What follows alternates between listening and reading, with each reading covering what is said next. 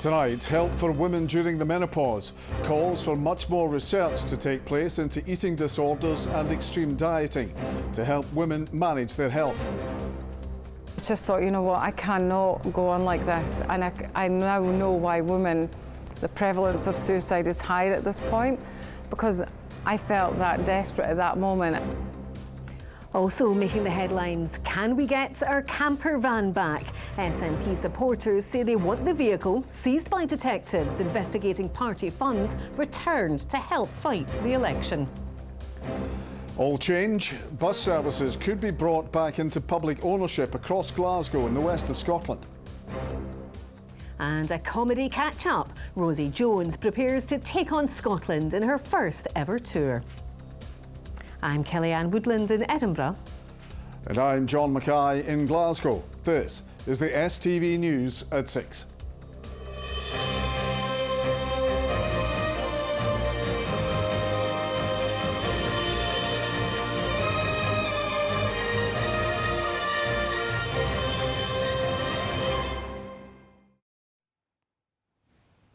Good evening. A woman who began starving herself and experiencing suicidal thoughts is calling for more research to be done on eating disorders during the menopause. Although they're most commonly associated with teenage girls, there's growing evidence that menopausal women are also prone to extreme dieting. It's thought hormonal changes and the use of some therapies can lead to weight gain and trigger a full-blown eating disorder. Now Scottish GPs are adding their voices to calls for urgent research on the issue.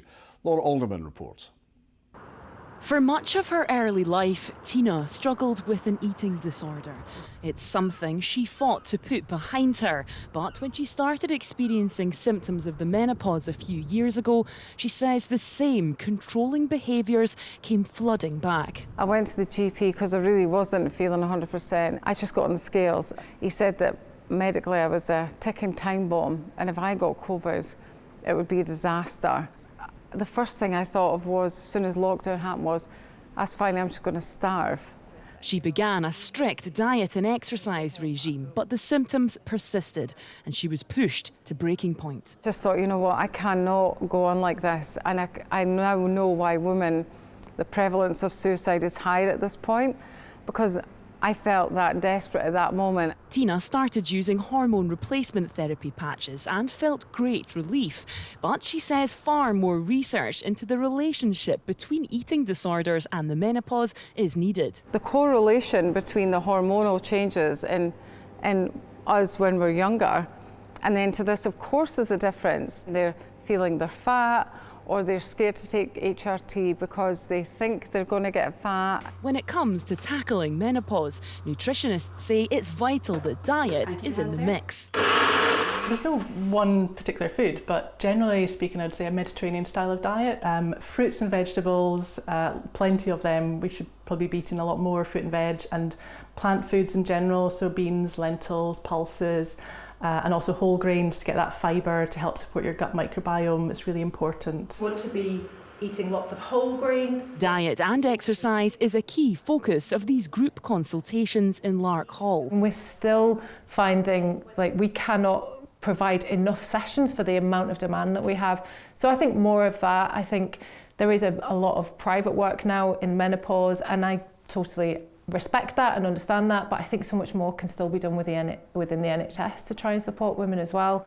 Before coming to these sessions, some women said they struggled to get credible support and advice about what they were experiencing. I was experiencing changes in my emotional, how I presented, and suddenly I was becoming this maniac at times, and it was, I felt shame at the way I was behaving sometimes, and I felt it wasn't me. So we came along and I discovered in the room that this can be part of the symptoms of menopause. The fitness and the things I can do before, when it comes to HRT, if that's something I want to do, I want to kind of give myself the best chance of having as easy a time as possible. Started experiencing kind of perimenopausal symptoms when I was about 43. At the time, went to my GP and maybe felt a little bit dismissed. It wasn't this doctor, I would say. And was kind of sent away with antidepressants, even though I did have a hormone test that showed I was starting to have the changes associated with menopause, and eventually got some HRT, which has been like a miracle. While support groups like this one can be invaluable, on their own, campaigners say it simply isn't enough, with far more research needed into something that affects half the population. Laura Alderman, STV News. Can we get our camper van back? That's the question the SNP want an answer to from Police Scotland. The vehicle was seized almost a year ago by detectives investigating SNP funds. Meanwhile, First Minister Humza Yousaf will try to rally his party ahead of the general election at a campaign meeting in Perth tomorrow. Well, our political editor Colin Mackay will be covering it. So Colin, what will he be saying? I think it's a safe bet that he won't be mentioning the camper van in his speech tomorrow, but I've spoken to a number of senior figures in the SNP over the last few days, and they want it back because it is almost a year since Police Scotland seized the £100,000 vehicle as part of their investigation into SNP funds. It's almost a year since former party chief executive Peter Murrow was arrested and released without charge when police carried out that search on his and Nicola Sturgeon's home. Now, I asked Police Scotland about it this week, but they won't comment as long as the investigation Operation Branch Form is ongoing. But with an election this year, some senior figures in the SNP want the camper van back, either to use during the campaign or to sell to help raise funds for that. Now, there's been a lot of speculation over the last few weeks about a general election on May the 2nd. Prime Minister Rishi Sunak has now completely ruled that out. His opponents say he's chickened out, that he's running scared, and he's certainly running way behind Labour in the opinion polls. Now, tomorrow, Humza Yousaf will tell SNP activists meeting in Perth that they're going to target the 6 Conservative seats in Scotland at the general election in a bid to make Scotland Tory-free. He says that would be historic, although it has actually been done before in 1997 in the Labour landslide. But he knows that he needs to speak to people beyond the hall, beyond the SNP tomorrow. So he'll also warn that it's not just about targeting Tory seats, it's about targeting Tory policies, whether they're pushed by the Tories or by the Labour, he says. All right, Colin, thanks very much for that. People living in the block of flats in Edinburgh, which was severely damaged by a fire, say it needs to be a wake-up call in efforts to remove cladding materials which help the flames spread quickly. It comes as the Fire Brigades Union tells us the incident in Bonington, one of the biggest at a residential property in living memory, highlights the importance of height appliances after recent cutbacks. Here's our senior reporter, Gordon Cree. At Bredalbin Street this afternoon, the residents of those flats which were unaffected were being allowed back in to collect belongings. And getting closer let them see just how severe the damage from the blaze had been. Luckily, I wasn't one of the people who were awfully affected, and my heart goes out to those on that side of the building. But even so, just sitting there in the community centre wondering what's next and that you can't go back to your home, it's traumatic. Like, it's really traumatic. Videos of the fire in the early hours of yesterday morning showed how the flames were able to spread across several flats along wooden balconies and cladding. It does reinstate our fears that we have this big cladding issue. It's been going on for years. It's not like really been moving any faster forward, and we're all sat there terrified every single day. Well, I know me and many other residents are, that it's all going to go up like Grenfell did, and this was kind of like a very, very close call and reminder that it could have happened on a much larger scale.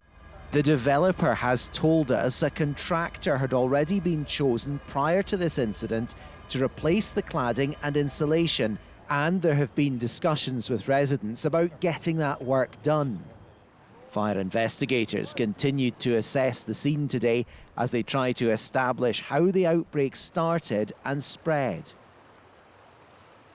At one stage during the firefighting operation, 12 engines were here from stations across the region. Among them, height appliances, important in tackling a blaze in a multi-storey block. The number of these vehicles has been reduced across Scotland. Last year we saw a removal of 10 fire engines. from across the country. We saw a reduction in the height capacity right across the country. And we've been saying for a long time these things are, they're an essential piece of kit. And if we've got height appliances tied up at one instant, you're leaving other areas of the country without that essential fire cover. And some insight into how tough conditions were here. I've spoken to some of the firefighters who were in breathing apparatus, and they said there was an intense heat. One of the guys is saying it's the hottest fire he's ever experienced in 30 years. Today there remains a whole mix of emotions here. Relief that everyone got out, uncertainty about getting back into their homes, determination that lessons be learned and action be taken quickly. Gordon Cree, STV News, Edinburgh. Other stories, and a double murderer has been jailed for life after killing his partner and his own brother. 47-year-old Peter Duffy was sentenced to at least 30 years in jail after murdering Emma Bailey and John Paul Duffy in separate attacks in Courtbridge in 2022. Former Celtic and Hibs striker Anthony Stokes has been jailed for 5 months after breaching court orders against contacting his ex-girlfriend. The 35-year-old repeatedly messaged Ailey Scott and her parents despite a ban being in place. In 2019, Stokes admitted bombarding Scott with a string of abusive messages on WhatsApp and email. The Scottish COVID inquiry has heard the company which houses asylum seekers washed its hands off providing mental health support to those who witnessed the Park Inn stabbings. Groups supporting refugees gave evidence about the events of June 2020 when Badruddin Abdullah Adam was shot dead by police after attacking 6 people. The inquiry was told the move by emirs to place asylum seekers into hotels during lockdown led to trauma and distress. 4 years on since the pandemic, the provision of hotels are still being used, and the lack of support, whether that's in mental health, is still not in place for people who are seeking asylum and refuge, again, especially those in hotels. Buses in the West could be brought back into public ownership. Strathclyde Passenger Transport has agreed franchising proposals, but funding isn't yet in place. Brandon Cook reports. Around 80 people gathered outside SPT's office building this morning, calling for the authority to consider bringing buses back into public ownership. And inside, their board did just that, agreeing to back plans to franchise the service within the next 5 to 7 years, while looking at ways to improve current offerings in the meantime. Pretty poor, not the drivers, but the service isn't the way it used to be. Aye, my mother makes them faster on it. Well, you can wait, they don't come the time they're supposed to come. You can wait a while for them. They're also not very clean a lot of the time. Yeah, which is tough. Campaigners say it's the start of a new journey. This is a step in the right direction, definitely. But it won't be cheap. SPT say it will cost around £15 million to set up and potentially an extra £45 to £85 million per year to sustain. Public transport is an investment in people's lives. Public transport is actually about getting people to jobs, and it's about getting people to healthcare, and it's about stimulating the economy. As I say, it's for every £1 you spend on public transport, there's a payback in the economy of 4 times that. Strathclyde Passenger Transport's region serves 12 council areas, over 2 million people. Around 70% of all public transport journeys here are by bus. But passenger numbers are dwindling, and the authorities say they have serious concerns about fare prices and reliability of services. SPT say bringing buses back into public ownership will bring a range of benefits, both socially and economically. They say the current system that we've had now for the best part of 30 years is no longer fit for purpose. But of course, not everyone is on board. The UK's largest independent operator, McGill's Buses, say the plans are a blatant theft of business and will go to every court in the land to fight it. If you're going to look at what bus companies or local authorities or quangos like SPT deliver, then you have to look at track record. SPT delivers a 13-stop little circle, the Clockwork Orange they call it, doesn't run after 6:30 on a Sunday night. Is that what bus users want? Because that's what SPT deliver. First Bus question franchising, and they say the best way to improve services is addressing road congestion. Irrespective of what the business model is and the operating model, congestion on the road will always be a problem and it has to be addressed. But SPT point to franchise takeovers elsewhere. Manchester overhauled its network last year. The message from the Mayor today: do it. It's time to put the public first, the public interest first. It's time to put people before profit. We've done that in Manchester. I'm pleased to see the same happening in Glasgow. SPT's plans will now go out to public consultation through April and May. Today, the start of a long road ahead. Brandon Cook, STV News. A Glasgow pub, something of an institution, has been sold. The new owners of the Lauriston on Bridge Street say they'll carry on the long-standing traditions in the bar, famed for its 1960s decor. Now, scientists in Edinburgh have developed a new use for old chewing gum, turning it from a sticky mess in our streets into medical equipment. The team at Heriot-Watt University have begun the first phase of testing their new lateral flow test kits made out of discarded gum. Well, our reporter Laura Piper joined them in their laboratory to learn more. What to do about chewing gum? These sticky blobs in our streets cost councils tens of millions of pounds to clear. But at this lab in Edinburgh, scientists are turning old gum into something useful: lateral flow test kits. We're just really at the very beginning of the test. We've just got ethics approval to swab staff and students here. These tests check for more than COVID. They're used for a wide range of illnesses, including strep A and preeclampsia. Current plastic tests are used once, then thrown away. The medical sector, because of its emphasis on patient safety, is coming really late into the sustainability discussion for good reasons. But now, you know, we have the materials, we have the technology to tackle all of this. So we really need to push the regulations and work with the policymakers to be changing this.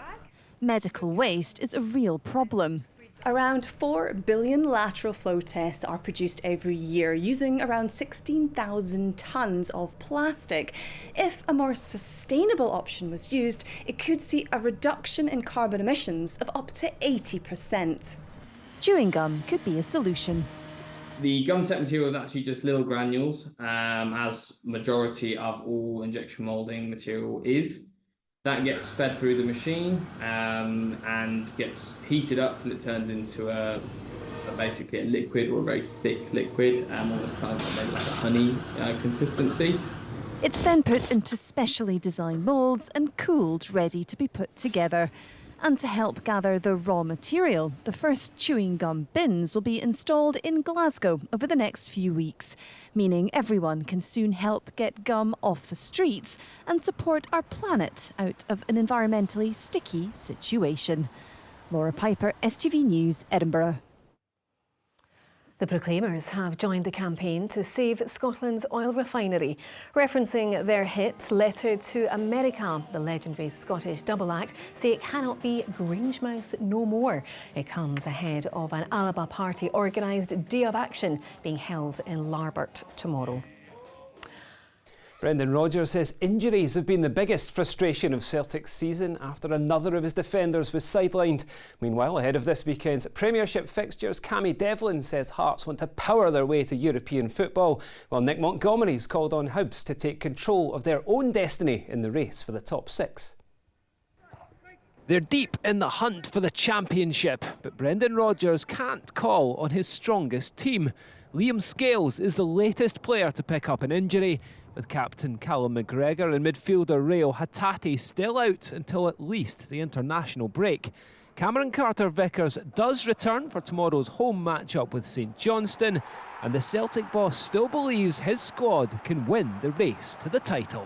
That's been the biggest frustration over the course of the season, having not been able to put out the, our strongest 11. But the players have given me everything until this point. You know, they've worked ever so hard, and like I say, we can still finish off the season in a really high moment. Hearts go to Ross County tomorrow, 13 points clear in third place. but they promise there'll be no let-up in the final weeks of the season. We want to go higher. There's not kind of a, oh, once we get to here, we're good. It's not really like that. I think we're at Hearts. We're a big football club. We just missed out on Europe, the third place last year, when realistically we shouldn't have. We want to just get as many points as we possibly can, win as many games as we can, because at the end of the day, that's going to help us, obviously, in the league, getting to that third place, but at the same time in the Scottish Cup, and just build momentum coming to next season when hopefully we're in European football again. Hibs slipped out of the top 6 with a late draw in Dingwall on Wednesday night. They have 4 games left to leapfrog Dundee. There's 12 points to play for now, and that's all we can control is each and every performance. And yeah, if we're going to rely on decisions or going to rely on other teams, then yeah, that's what you can't do. And we know we've still got every opportunity to finish the season strong. So that's all we can do. And only look at the next game, and that's Livingston at home tomorrow. The league's bottom club have conceded costly late goals in their last 5 games as they battle relegation. It's disappointing when you think you've kind of got the games won, as soon you kind of get the late goals, and I think it's hard to pick yourself up after that, but I think everybody in the building needs to do that, and we need to go and try and win games. That's the most important thing. 6 St Mirren players will be away on international duty later this month as the Paisley men target European football next season. We've recruited players with potential who've started to fulfil that potential. Caelan Boyd-Munt's being one of those, Jonah Yunga, to name but a few. And that recruitment's allowed them to grow. They've grabbed the opportunity. St Mirren have given them a platform, and what that does, it attracts other players.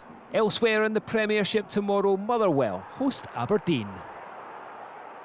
It's a big weekend in the SWPL with the top 2, Rangers and Celtic, going head-to-head. The Ibrox club are 4 points clear of their Glasgow rivals. Rangers' Nicola Docherty admits they enjoy the pressure of being league leaders, with Celtic's Kelly Clark saying their win in the derby would be huge. I know there's a huge pressure on your shoulders when you represent a club like Rangers. Look, I've been a fan since I was a kid, so I know what it takes, and so the other players do as well. And I enjoy that pressure, and hopefully the other players do, because to win things at the end of the season, it brings you so much joy. It's a fixture in Glasgow that in the men's game is an occasion. It's not just a game, it's a day, it's an occasion, and it feels like it's almost replicating over to us. Yeah, it would be massive, but there are still so many games to play, there are still so many opportunities for everybody to take points off of everybody, and we'll see how Sunday goes. Gregor Townsend says Scotland still have plenty to play for against Ireland in tomorrow's final Six Nations match. The hosts and the Scots are both coming off defeats and looking to bounce back in Dublin. Ireland can win the title with a victory, while Scotland are playing for their first Triple Crown since 1990. Look, the frustration is that we're not going to Dublin on the back of 4 wins. We feel that we had a win taken away from us against France, and obviously Italy deserved their win against us, and we could have been better that day.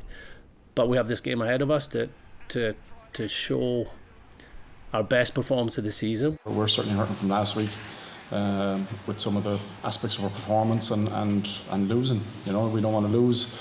Neither do Scotland, so we're kind of in the same boat. You can watch the Six Nations Ireland versus Scotland right here on STV and the STV Player. Live coverage from Dublin starts at 3:55 tomorrow afternoon. Robert McIntyre tees off his second round at the Players' Championship in the next half an hour, but he'll need a big round to make the cut. That's all the sport from me for this evening. Jamie, thank you. Plenty coming up this weekend. What's the weather going to be like? Let's hear from Sean. A breezy morning will be followed up with a flurry of fresh delights for lunch. TUI sponsors STV Weather. So it really has been pretty miserable over the last 24 hours. Rainfall-wise this weekend, well, it's here again. We see the bulk of it. But the good news is most of it staying out to the far west until later on tomorrow. It's only as we head into the latter parts of the afternoon, the evening, we'll start to see it spreading in from the west. And it does look as if there'll be a good crop of showers around, especially across Argyll and parts of the Highlands, Stirlingshire on Sunday. But in any sunny spells by Sunday, it won't feel too bad with temperatures 12, 13 degrees. Talking of temperatures, It's going to be a cold one tonight, even a wee shade of blue on the map. It's a wee while since we've seen that. -1, -2 possible, parts of Lanarkshire, around Stirlingshire and the Highlands. So a cold and frosty night to come. But that takes us into a lovely start to tomorrow. Plenty of blue skies, but cold and frosty. As we go through the afternoon, though, we'll start to see clouds spreading in from the west, and that cloud thick enough for some shower outbreaks of rain. I expect middle part of the afternoon, 3-4 o'clock across the Hebrides. So if you're needing to get out and about, maybe want to do something out in the garden, go a bit of shopping, the morning the best time to do it here. You should get until dark probably across central parts before that rain reaches us. So a dry, sunny, crisp start to tomorrow, rain arriving later on in the afternoon. So get out there and make the most of it. Early on, highs 9 degrees Celsius, also turning windy as well. Wet and windy through tomorrow night, but that then clears away to sunshine and heavy showers on Sunday. Highs though 11 or 12 degrees. Bye-bye. TUI sponsors STV Weather.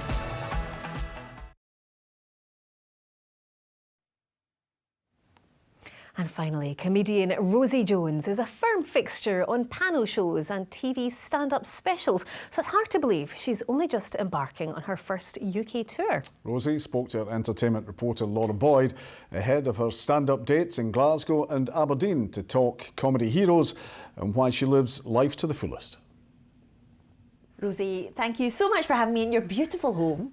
Welcome. Are you moving in? When can I become your new flatmate? Nah. Right, sorted. Right now. I'd love to. Listen, I'm here, but you're coming to Scotland very soon. So tell me about this triple threat tour. I've been touring all around England and Wales, but I haven't come to Scotland yet. What am I playing? What have you been doing? Basically, between you and me, I'm making sure it's good enough. And now it's ready for my favourite people. But also, all of my comedy heroes are from there.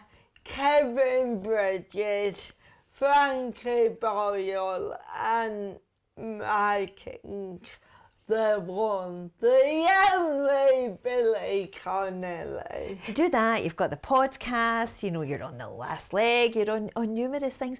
Where do you get this drive and energy, Rosie? I'm exhausted listening to it. I don't want to get morbid, but I'm disabled because at birth I didn't breathe for 17 minutes, which I really wouldn't recommend.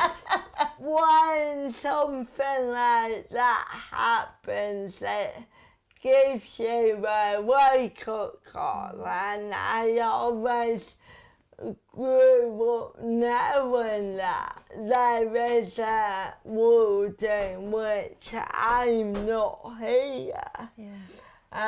So I just live life to the fullest and I go for it.